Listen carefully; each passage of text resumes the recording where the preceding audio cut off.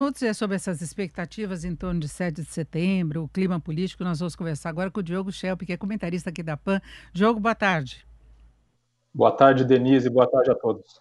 Bom, Diogo, como nós conferimos, o presidente evitou falar do nome dos ministros, ele falava de uma ou duas pessoas. Sabemos que ele já entrou com pedido de impeachment rejeitado, né, contra Alexandre de Moraes, tem as críticas contra o ministro Barroso, segundo ele estariam agindo fora da Constituição, e vem essa conversa de novo de 4 linhas da Constituição. Que leitura você faz desse recado?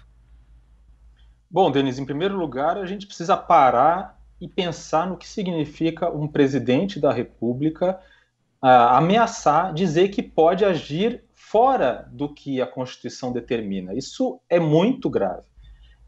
A gente precisa observar e analisar essa declaração com muita preocupação. Isso vale para qualquer pessoa que defende o Estado democrático de direito.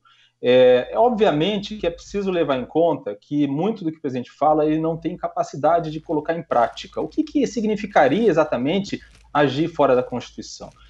Seria, obviamente, desrespeitar decisões do Judiciário, por exemplo. É uma possibilidade que, inclusive, já foi aventada nos bastidores do Palácio do Planalto. Isso, obviamente, agravaria ainda mais a crise institucional que já está instalada no Brasil.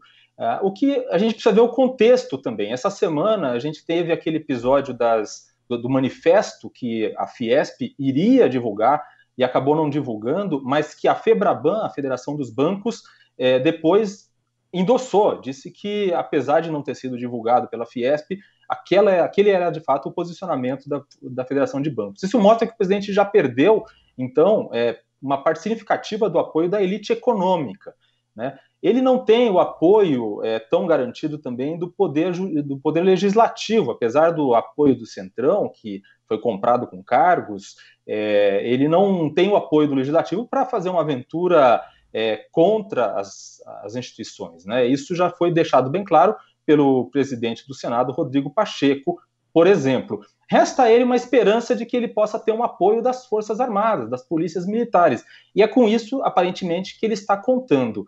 E o outro contexto da semana, isso explica por que o presidente elevou o tom, é o fato de que as investigações a respeito dos filhos dele estão avançando e há novas informações a respeito dessas investigações. Investigações a respeito, por exemplo, da prática de rachadinha, da relação do seu filho Jair Renan, por exemplo, com uma pessoa que é apontada como lobista da Precisa Medicamentos, uma empresa que está sendo investigada pela CPI da Covid. Tudo isso faz com que o presidente, obviamente, queira elevar o tom do discurso e fazer essas ameaças.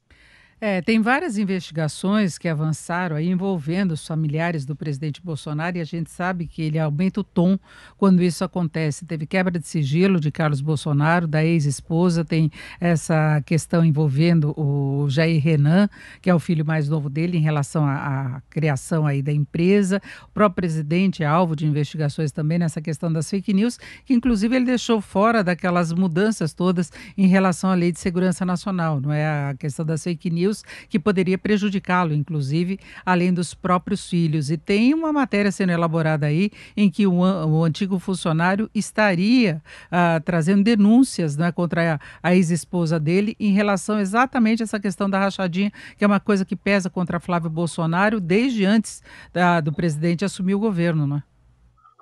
Exatamente, né? Esse funcionário deu entrevistas para o UOL, para o Metrópolis, para alguns sites, e foi um funcionário, inclusive uma pessoa muito próxima do filho do presidente, o Jair Renan. O Jair Renan, inclusive, quando esse funcionário fez aniversário recentemente, este ano, ele escreveu lá uma grande homenagem nas redes sociais, em homenagem a esse funcionário. Enfim, uma pessoa muito próxima da família, dizendo que a ex-mulher do presidente Jair Bolsonaro era quem comandava aí o recolhimento da maior parte dos salários de funcionários dos gabinetes dos filhos. E que ela, enfim, teria deixado de exercer essa função quando ela teria traído o presidente com um segurança dele, e isso criou todo um problema familiar, e os filhos passaram a assumir enfim, a organização dessa rachadinha, né? Tudo isso, obviamente, declarado em on, ou seja, sem esconder o nome por esse funcionário da família. Tudo isso, obviamente, é muito grave, vai exigir um aprofundamento nessas investigações, mas com certeza é algo que está abalando a confiança do presidente. Agora, Diogo, você vê possibilidade de atitudes diferentes do presidente após o 7 de setembro, dependendo do tamanho das manifestações e da participação, não é? A impressão é que se espera que haja uma adesão de militares que estão na reserva, talvez de PMs também, embora se tenha deixado clara a possibilidade de punição, porque eles extrapolam o que é previsto na legislação, não é? Não tem essa independência de participação política, inclusive em relação aos militares que estão na ativa, não é? Exatamente, Denise.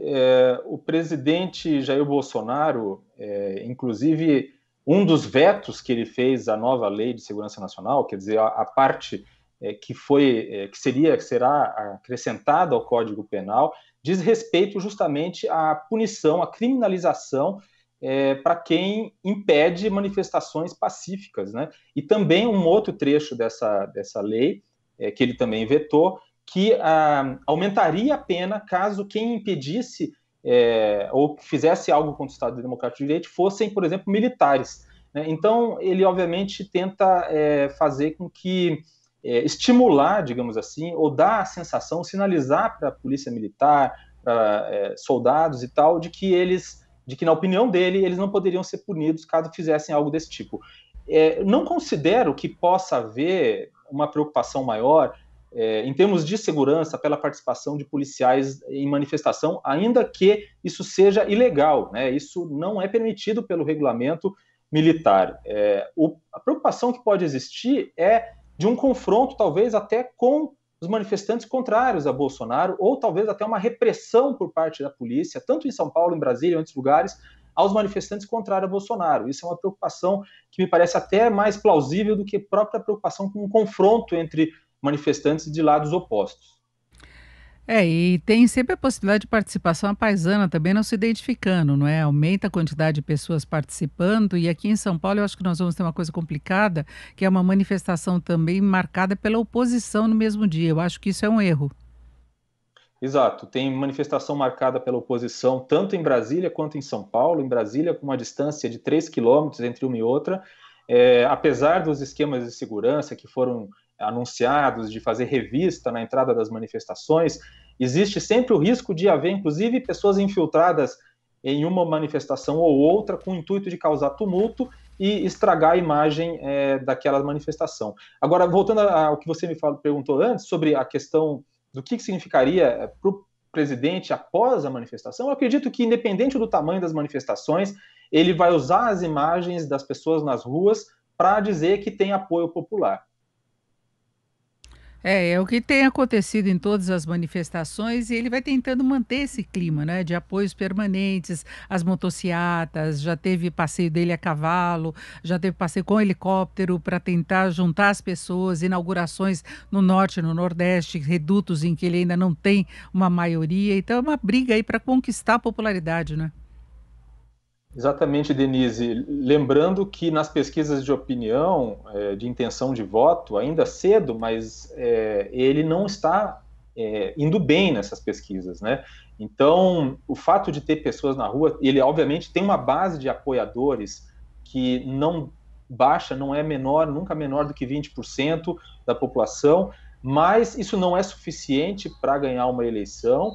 É suficiente talvez para encher manifestações, mas não é suficiente para garantir esse apoio político que o presidente está buscando.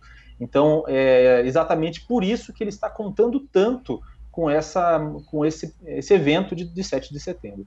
A gente viu que ele teve uma cautela maior, não citando os nomes dos ministros, mas na verdade ele colocou a situação como um ultimato mesmo para que eles tenham procedimentos diferentes, né? No caso do ministro Barroso seria a questão das urnas eletrônicas e Alexandre de Moraes é todo o processo que envolve as fake news. Sim, e são posturas, Denise, que, se a gente for analisar bem, na verdade são reações a atos ou declarações do próprio presidente ou de seus apoiadores mais próximos. É possível criticar alguns abusos em relação a algumas decisões que foram tomadas pelo STF, em especial em relação à prisão de alguns apoiadores do presidente, por exemplo, mas que se devem basicamente a uma omissão da PGR, da Procuradoria-Geral da República, que tem essa obrigação, e também uma reação ao que o presidente diz. Por exemplo, no caso específico das urnas eletrônicas, o que o Barroso estava fazendo era defender um sistema que já está implantado há anos no Brasil. O presidente assumiu isso como se fosse uma ofensa pessoal. E a própria Câmara dos Deputados decidiu contra a mudança do sistema de votação e ele precisaria respeitar essa decisão.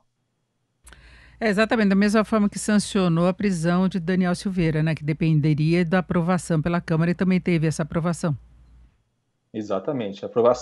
Teve aprovação, houve uma discussão sobre se a Câmara teria se sentido chantageada ou pressionada pelo Supremo Tribunal Federal. Foi esse exatamente o discurso usado pelo presidente Jair Bolsonaro, mas o fato é que quem estica a corda, quem puxa e faz com que o STF acabe ultrapassando aí um pouco o limite do que seria esperado é justamente o presidente e seus apoiadores. A gente pode lembrar, por exemplo, o caso do Beto Jefferson, um grande apoiador do presidente, que fez vídeos com armas na mão, incitando algo que, inclusive, está previsto na nova Lei de Segurança Nacional, que é incitando a animosidade das Forças Armadas com outras instituições civis. Então, isso, evidentemente, não é aceitável e é preciso haver uma maneira de conter esse tipo de situação.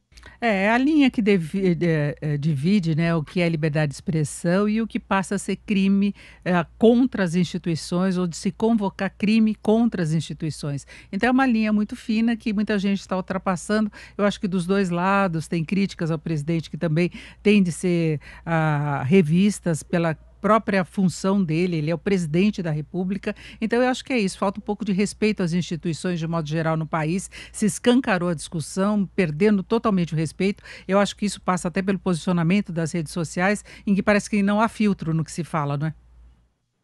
Exatamente, Denise, e olha, o manifesto que seria divulgado, acabou sendo divulgado, mas não oficialmente, pelo setor produtivo, pelo setor bancário, ele ia justamente nesse sentido. Era um manifesto que demonstrava uma insatisfação com essa crise institucional, mas que não apontava o dedo apenas para um lado, né? Deixava claro que a insatisfação se referia a tudo, inclusive pessoas nos bastidores do setor bancário que afirmam que também acham que há excessos por parte do STF, mas que essa situação não interessa a ninguém, não interessa principalmente ao Brasil, aos brasileiros que estão sofrendo com uma economia que está patinando, né, com a inflação em alta. Então, tudo isso acaba prejudicando os brasileiros. Não é de interesse de nenhum de nós, rico ou pobre, o que está acontecendo no país na política. É isso, né? Vamos acompanhar. A expectativa para o final de semana não é de feriado, a expectativa é o que vai acontecer no 7 de setembro. Então é isso, Diogo. Bom final de semana para você, obrigada. Para você também, Denise, até mais.